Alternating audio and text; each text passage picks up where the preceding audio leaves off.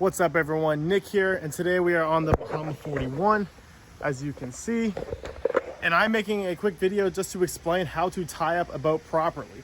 And I feel that this video is needed, because just go on social media, look at the Qualified Captains account, and you will see that there are quite a few people out there on the water who have no clue what they're doing when it comes to tying up a boat.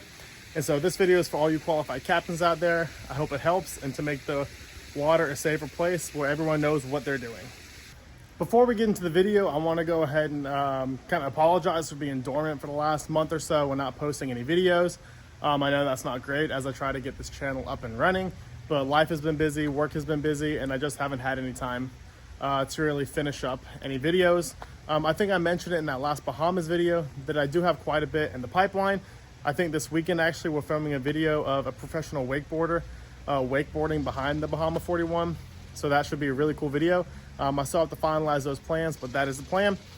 So to stick with it, I'll start pumping out videos pretty regularly here as the cool stuff starts coming. In the meantime, I'd really appreciate it if you would like the video, subscribe to the channel, so let me know that you're interested in this content and I can keep it growing. Enough of that, let's go get back into how to tie up the boat. All right, so the first thing that has to be discussed is the amount of lines you need to properly do it. Because walk down any dock, a transient dock, and you'll see quite a few boats with just a bow line and a stern line. And in perfect calm conditions, yes, that gets the job done. However, it's not the safest. You know, if they're not really tight, you can get your boat in weird situations, caught up under the dock. It's not the best way. To really do this properly, you need 4 lines on your boat. And I'll show you here. You need a bow line right here. Bow line coming off the bow. You need a forward spring going from your midship cleat forward. You need an aft spring going from your midship cleat aft, and then you need your stern line. And you will see in some of the bigger boats as you get up that instead of having one midship cleat, you'll have kind of 2 midship cleats, one a little bit further aft and one a little bit further forward. And in that situation, what I personally do is I run my stern of my aft spring from my forward midship cleat aft, and then I run my forward spring from my after midship cleat forward. And that you want to do it that way because you want those springs to be long to account for tidal flow and everything. But that is something to note if your boat does have that set up rather than one midship cleat. And so first we're going to go over here exactly why you want your bow and your stern line, why you want those having a separate function than your spring lines. So you can see here I have it running from my bow over to a piling. And on my stern over there, you can see it as well. It's going from my stern over to the piling. And those 2 ropes, the only function of those lines should be to keep the boat from going in and out. The bow line keeps the bow from swinging out too far, and the stern line keeps the stern from swinging out too far. Those lines should have no forward and backward pressure on them whatsoever. Their strict job is to keep the boat to the dock. And the reason for that is you don't want to have too much force all on one line. You don't want the bow line to have to deal with the force of the boat going out and back, because that's a lot of line force on a rope. It stresses the rope. Things can happen. It can snap. It can break. You want to get rid of any opportunity for that. And the same goes for the stern line. The stern line just keeps that stern to the dock. That's the only force you want on that line. You don't want any forward forces, any backward forces, nothing. Just keeping the stern into the dock. You want to minimize the load that those lines have to deal with. And so moving on then, that's what your spring lines are for. You see here is aft spring, forward spring. So those spring lines are what's going to deal with your forward and aft movement. So this forward line here, the forward spring line, that's going to keep your boat from going too far aft.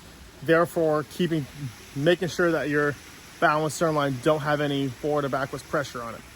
So, you know, say you are parking aft to a stern to a seawall.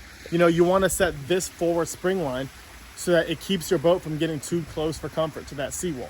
And so that's going to keep you from going back too far. And that is the only force that should be on that line. That line should not have any of the force. It should not be keeping the boat close to the dock. None of that. It should just only be keeping the boat from going backwards. And then your aft spring, which is your last line here, that should only have the force of keeping the boat from going too far forward. As you can see here, we have a lift in front of the boat right now because I just took it off the lift to film this video. And so essentially that line is just functioning from keeping the boat from going too far forward into the lift. Again, that is the only force that should be on that rope. Tied up properly, that line should not be keeping the boat away from the dock, into the dock, from going from too far backwards, nothing. It should just be that one force. So you can see that the concept of tying up your boat it's extremely simple. Every one of your lines has one job and one job only. Your balance stern line, keep the boat close to the dock. Your two spring lines, keep your boat from moving too far forward or too far backwards. That's it. You don't want to overstress any one line because that's when bad things happen. So now that we have that understood, the next thing to talk about is how long you want your lines to be. And I'm going to run back to the stern here quickly to explain that. You can see that my stern line is running from the far side of the boat, the port side out there, all the way over, instead of running from the close starboard side up. And the reason for that is if you're in an area that has a lot of tides. If I had it tied up to the close side of the boat here and very tight, if the tide fell, you know, say 2 feet, I'd be in a world of hurt because I don't have enough line to accommodate for that. The longer the line is, the less sensitive it is, I guess, to tidal changes. And that's just simple geometry. You know, the fulcrum point of the lever that is the line is where it's tied off to the boat. And the longer the lever is, the less amount of degrees at the fulcrum, the less amount of degrees the fulcrum point has to change to adjust for up and down movement. And so you can see here, I have my spring lines long, aft is long as well. Except you can see my bow line here is actually pretty short. And being that my boat is, you know, kissing the dock right now, if the tide fell 2 feet, this line does not have a lot of play in it. And that would easily cause me to run into some situations where that line is extremely overstressed and essentially is carrying the weight of the bow of the boat. That's not what you want. So if I was in an area where there's significant tidal changes, instead of tying up to this pole here, I would move this line and tie it up to this pole here to make the lever that much longer. And that would actually make a world of difference. Here in the Indian River Lagoon in Melbourne, it doesn't matter. We don't have tides. I don't deal with tides here, which is why I can tie up like this. But you know, this boat, as I mentioned in previous videos, it spends months out of the year in the Bahamas, you know, where we have 4, 5, 6 foot tidal changes. And so over there, it makes a huge deal. And so in those situations, what you want to do is I try to get there at low tide, because if you tie up your boat happily at low tide, it's going to be fine for every other tide. If you get there at high tide and it's your first time tying up, I repeatedly will come and check on my tie-up job until dead low tide, so I know that none of my ropes are going to be stressed holding up the weight of the boat at low tide. And so that's the easiest way to do that, and you can kind of eyeball it if you are coming in at high tide, and the more you do it, the better you get. Like now, I'm pretty confident when I tie up that I'm going to be able to accommodate for tidal change, but you can never go wrong with this coming to check your boat periodically as the tide changes to be sure that your tie-up job is going to be perfect. And if you're eating at a restaurant for 2 hours, it's not a big deal. But again, overnight, a couple weeks at an island, whatever it is, you want to make sure your tie-up job is superb, because if not, you could cause damage to the boat, the dock, yourself if you're on the boat and something happens, and it's just a bad ordeal altogether. So long lines are way better in almost every situation. And so tying up when you're side to a dock like this, and you only have a dock on one side of your boat, only a piling or pilings on one side of your boat here, that's pretty much all there is to it. It's super simple. There's really no excuse for anyone on a boat to not know how to do this and not do it properly every time. It takes maybe 5 minutes. And so I hope this video can help literally anyone who needs it learn how to tie it properly to make the water a safer place.